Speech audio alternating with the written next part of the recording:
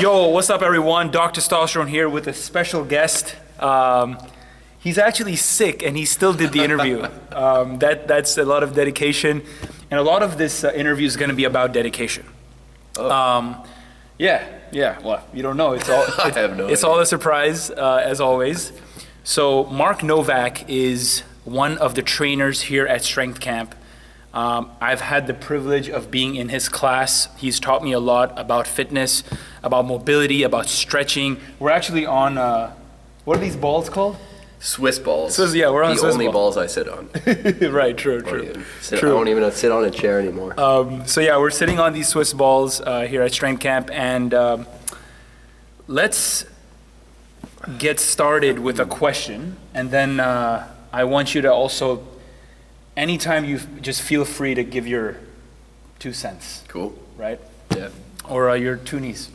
One, two. He's a fellow Canadian. So my first question is, so one thing that I see in Mark is that he has this drive for something really big, right? So how do I know that?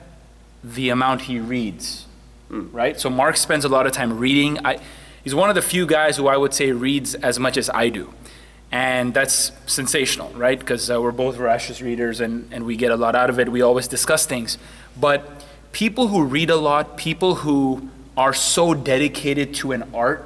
So Mark is, he's an Olympic power lifter, and he's dedicated to that. I mean, he spends 2 hours just stretching sometimes. And then after he does his training, he'd spend 2 more hours stretching again. So, he's very, very dedicated to his training. And what I've found in people, including me, who are very dedicated to what they do, it's because they have an ultimate pain point. They have something in their psyche, perhaps something in childhood, something that has happened in the past, which drives them to wake up.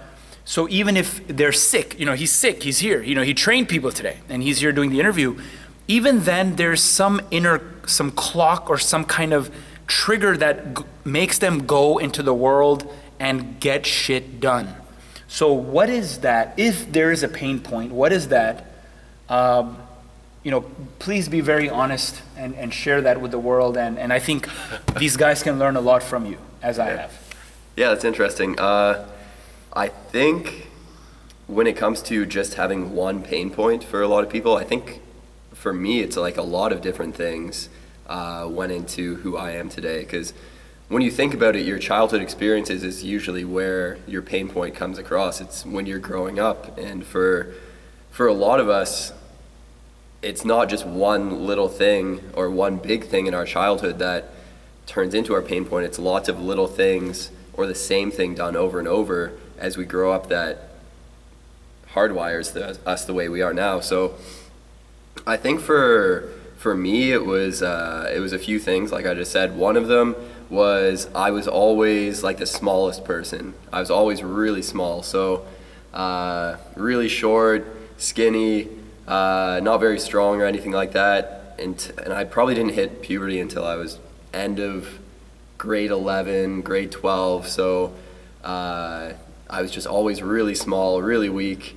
And that was something that always bothered me because I saw other guys who I didn't think were as smart as me or as funny as me or as charming as me getting girls, and girls liked them, and girls never liked me, or I didn't think they did just because I was little. Like I was just this little cute kid, you know what I mean?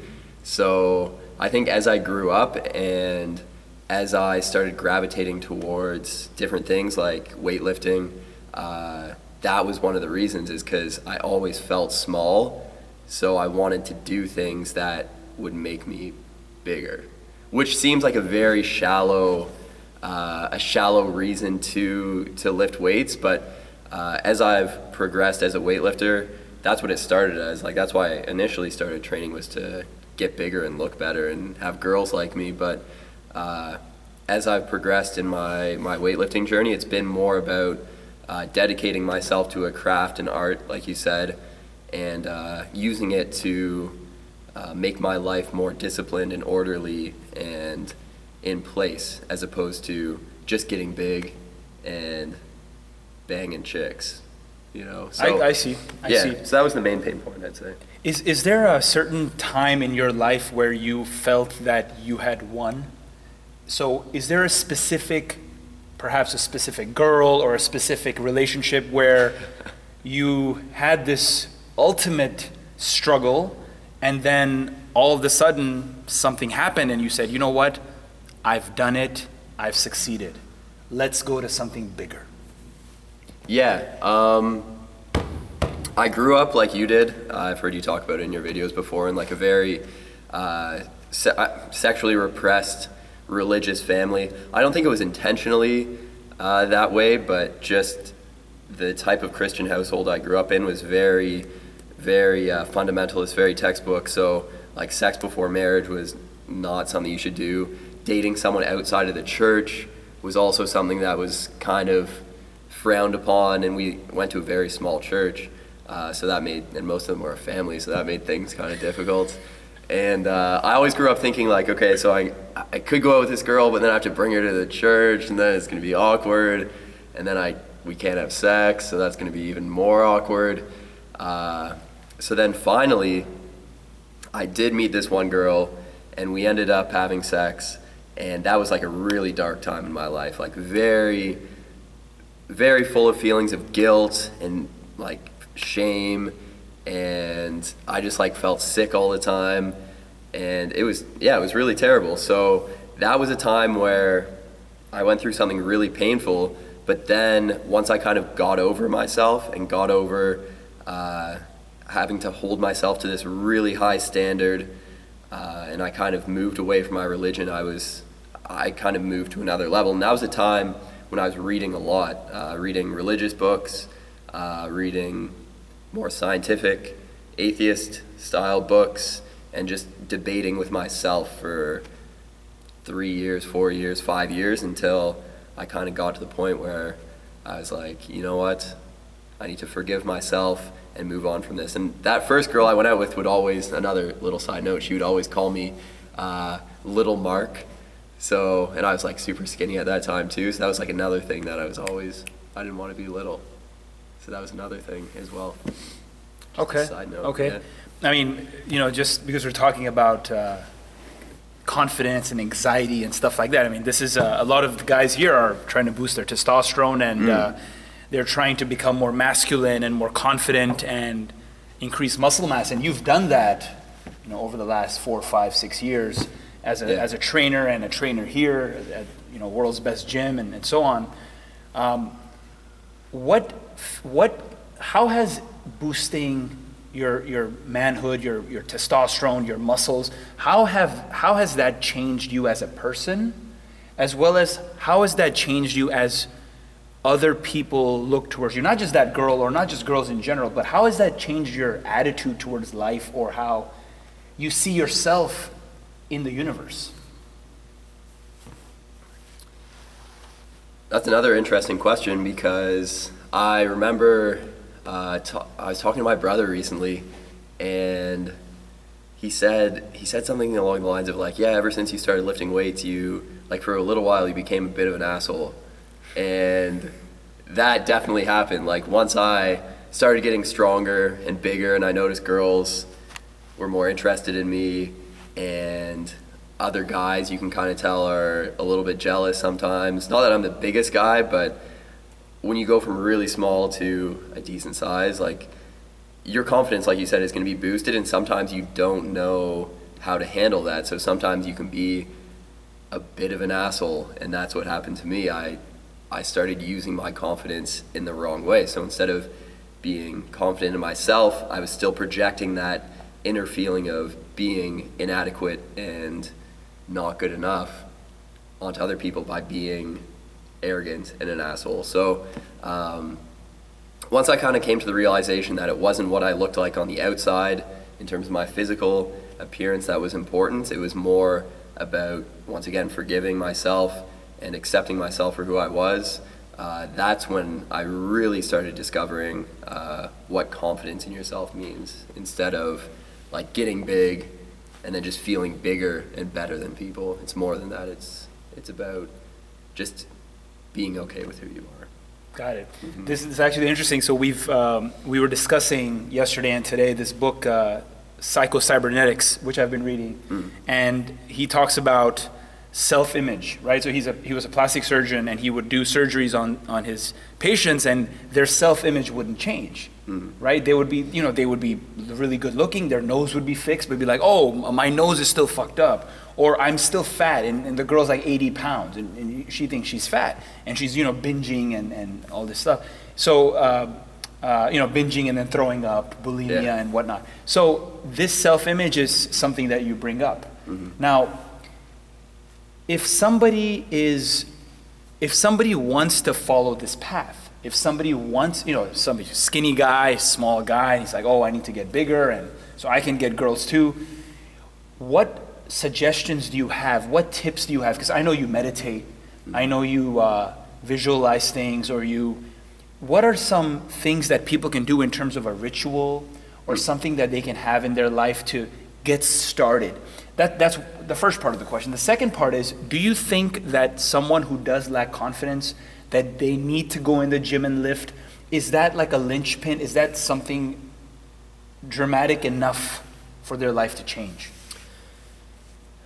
Yeah, I think it really comes down to doing something, which sounds stupid, but every time anyone asks me anything about, especially if they're asking about how do I get girls, or how do I get girls interested in me, my answer is always do something, anything really. It's all about being able to create something with your own body, your own mind, or channeling the universe, whatever you want to call it, and being creative and making something. And that's where you're really going to find your inner confidence, is taking nothing and making something out of it. So if that means to you painting, if that is writing raps, if that is doing stand-up comedy, if that is lifting weights, if that's making these awesome videos for you guys,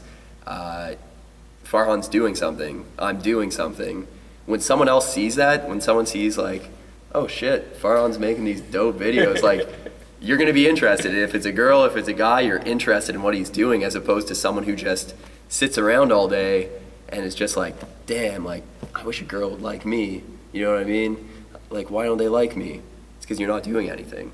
So find something. It doesn't really have to be something you're passionate about at first, because when you suck at something, you're usually not that passionate about it. But I'd just say create something, make something, do something, and that will bring you everything you need. It'll bring you confidence, it will bring you attraction from the opposite sex, it will bring you maybe wealth eventually. But yeah, don't worry about having to lift weights or anything, just create, do something. All right, totally understand. But do you think that the physical fitness aspect of things is important enough for that to be a factor? Yeah, absolutely. So, yeah, just in terms of the feeling you get from training, when I think now, sometimes I'll think like, oh, what it would be like if I could never train again. And honestly, I can say I'd probably, I think I would have probably killed myself eventually if I was not able to discover training and get into that, because the effect it had on me psychologically was profound. Wow. Yeah, it was really incredible, because all growing up I played sports, right? So I was always playing hockey, soccer, did a little bit of badminton, or badminton as they call it down here, as I learned. So I was always active, and then when I got into university, I still was. I played intramural sports and stuff like that, but not really.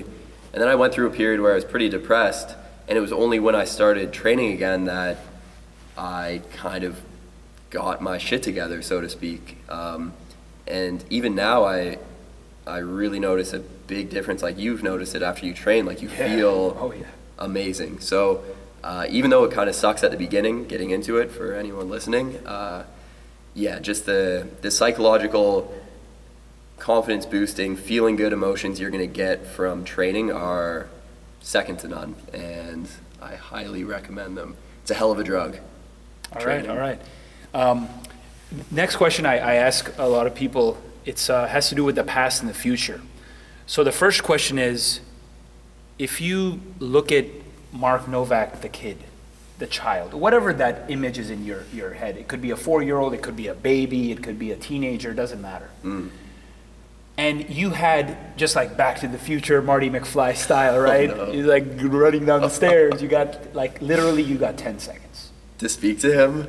And you can say anything to him, you can touch him, you can do anything.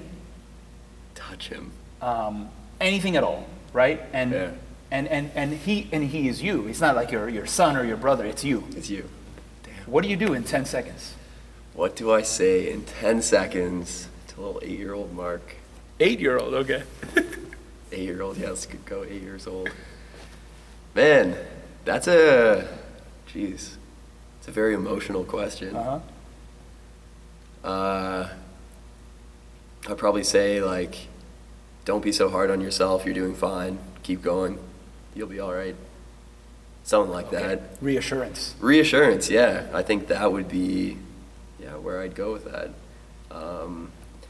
Yeah, I think just because by nature I'm very in my head a lot, so I can get caught into like very negative self-talk sometimes. And I just kind of grew up in I wouldn't say a super negative home or anything like that, but just like a very critical, like there's always a lot of criticism going on and not a lot of positive stuff. So, I had a good childhood. It was not bad, but like by nature my family is very like cynical, very critical. Like if anyone knows me, they know I'm kind of like a bit of an asshole sometimes. So yeah, just reassurance and positive things. It's gonna be all right. Good, very good. One thing that a lot of people won't know unless they were here at Strength Camp working, you notice that on Mark's right eye there's a little bruise.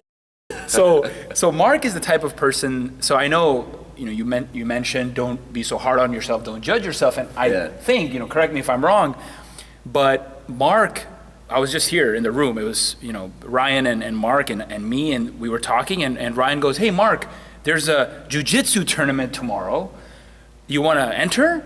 And Mark's like, "All right, I'll do it." And then he goes online, he registers, and he participates in this tournament, and he didn't win the gold medal, but he did good, right? And he had a really good match, and a lot of people don't know this thing about Mark, obviously, and we're not doing squat and train, so they won't see this, but how do you get somebody to be like that? Like, do they have to go through some 20 years of learning and experience and making mistakes? Like, how could someone just live in the moment? Like, is there something they can do every day? How can they develop that habit of being like, you know what? Let's go. Let's be funny. Let's well, what's the worst that can happen? I'll get a bruise on my eye. Big deal. How did you do that? I've never thought of that. Because when he asked me, I was kind of just like, okay, sure.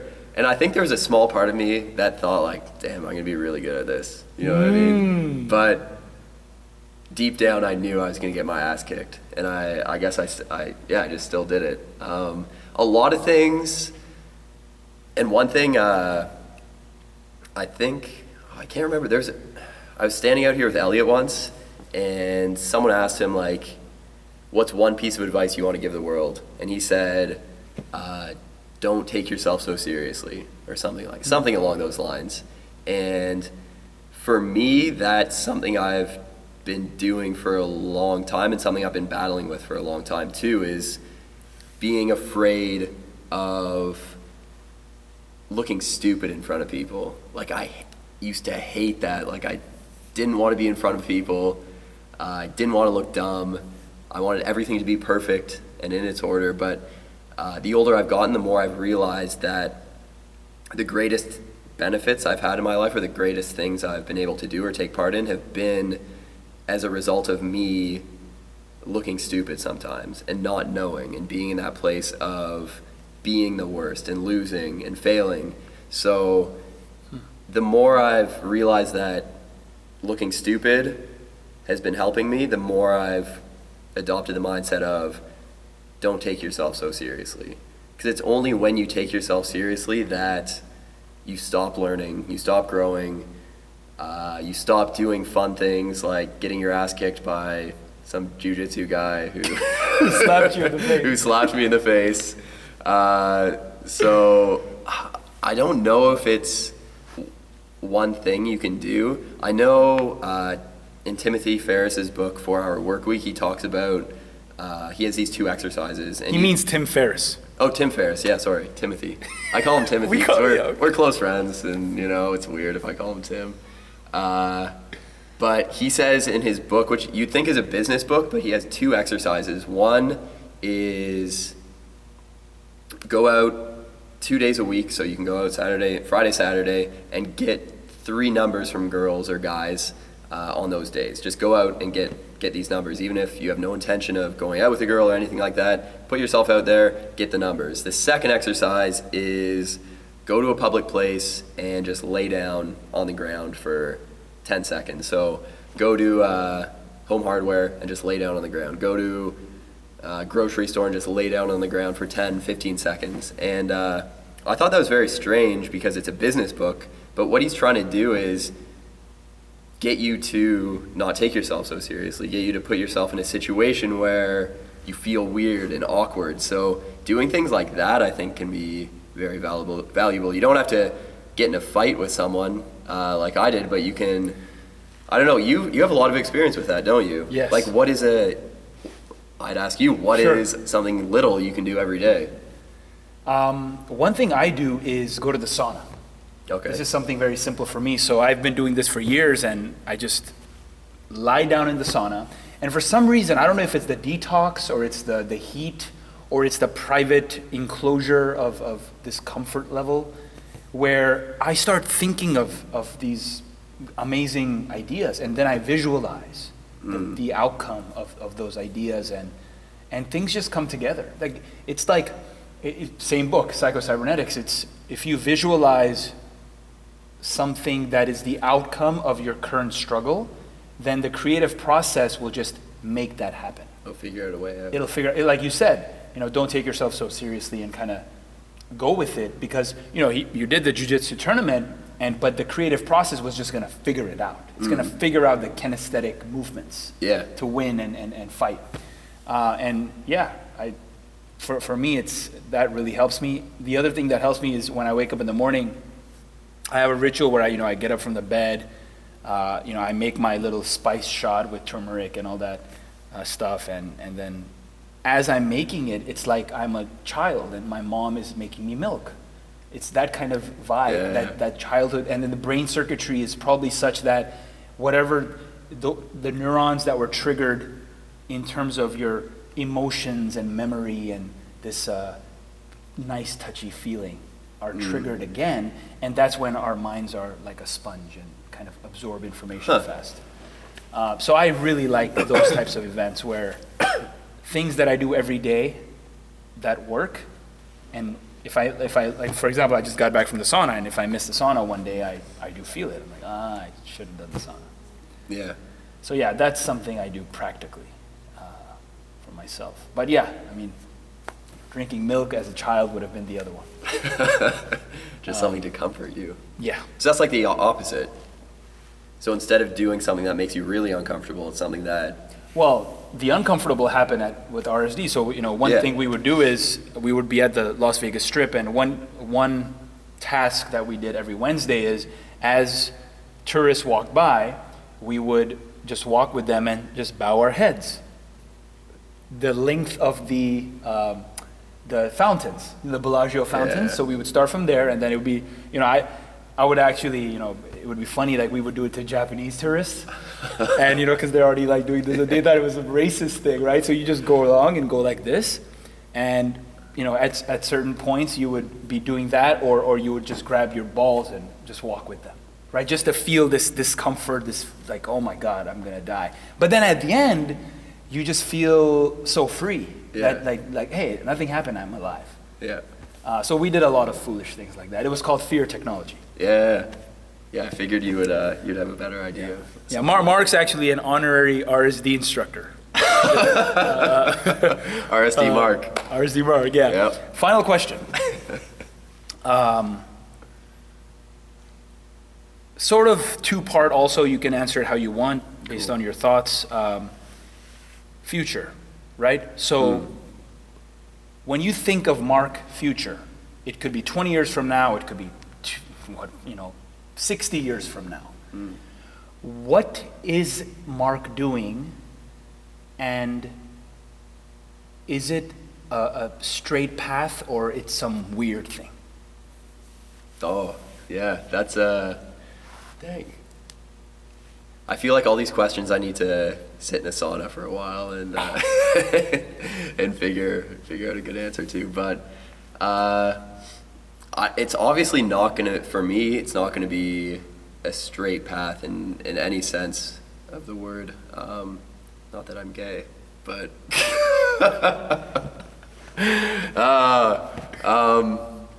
yeah, it's not gonna be a straight path. But yeah, because even thinking of where I'm at right now, like talking to you in this setting, if you asked me, let's say 3 years ago, if you showed me this and said, hey Mark, you're gonna be a coach at strength camp, you're gonna be working there, you're gonna be involved with all these different other projects, I'd be like, what are you talking about? Like, if you told me this like 5 years ago, I'd be like, bro, I don't even work out. You know, like, so the way my life has kind of unfolded thus far, you've probably experienced it too, but it's like after a certain time or at a certain time, it feels like you're starting your life again. You know, like when I was probably 18, 19, like I started my life again in the sense of moving away from my religion and kind of embarking on a new quest for finding something to replace that spirituality and kind of finding that in other areas. And then when I started training more seriously, like that was a new reawakening. Coming here was another one as well, like a big wake-up calls all along the way. So when I look to myself in the future, 20 years in the future, what am I going to be doing? I have no idea. I honestly can't tell you what it's going to be. I know the principles or what things I'd like to be doing or what kind of people I'd like to be around.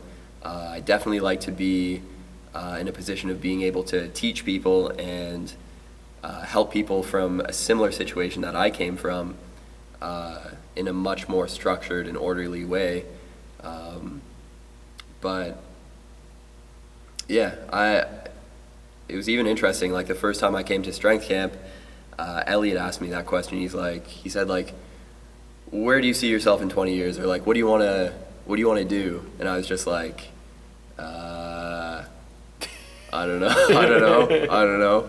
I was just like a kid. Can I just eat my lunch? Yeah, and he's like, do people ask you that a lot? What do you want to do? And I was like, yeah, kind of, like my grandparents, my mom, my dad, every day, all my friends, like everyone's always asking you what you want to do. And he just said, you know what you should tell them? And I was like, no. And he's like, tell them to go fuck themselves. And he's like, you don't have to know what you want to do.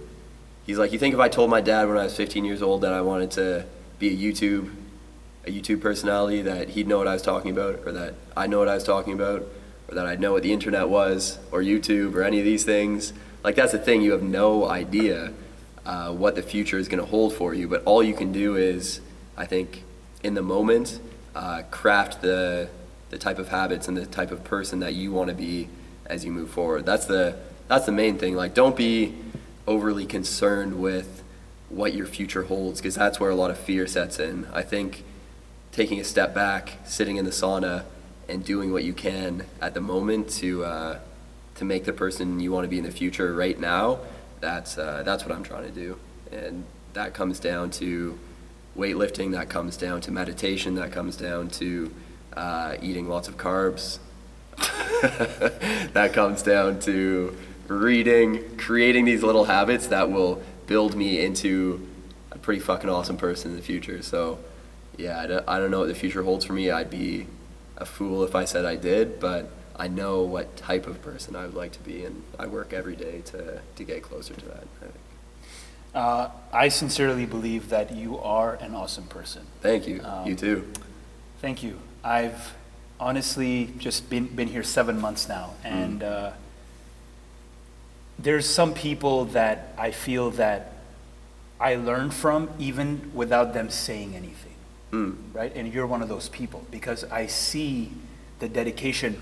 One thing that I actually have made a video about this in the past, when I see you doing lifting, your Olympic lifting, that reminds me of when I was doing programming competitions, or I was doing this little thing, going on stage and performing something, like a spelling bee or some geography bee or something, where my parents expect me to be first place.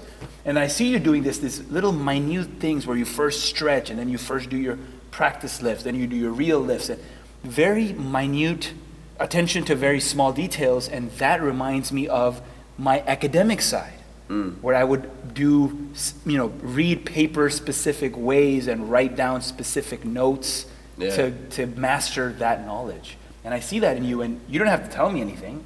I just learned that discipline that you've taught me. So I want to thank you. Thanks, man. Appreciate it. From the bottom of my heart, and yeah. I'll miss you when I leave. I'll miss you too, man. I really will. Broke my heart to hear you were leaving. And to find this awesome person on YouTube, Mark Novak. Are there more Mark Novaks, or just they'll find you? They'll find me. You can find, I'm more active on Instagram. MRK NVK Hey. on Instagram. There you go. He's making some awesome videos. I just saw one now. He's been playing around with some video editing and becoming really good. So check that out. No matter what you do, in 20 years, you're going to have some awesome videos. It's true. So, Very true. Thanks again, and for coming on. Oh, do you want to shake my hand? I would love to. Let's do that. Yeah, Dude, wait a minute. I'm kind of sick. It doesn't matter. Okay. All right. Don't Thanks for coming on, and cool. Thanks for showing the viewers how it's really done. I loved it. All right. Great time. Until next time, this Peace. is Doc Testosterone with Mark Novak. See you soon.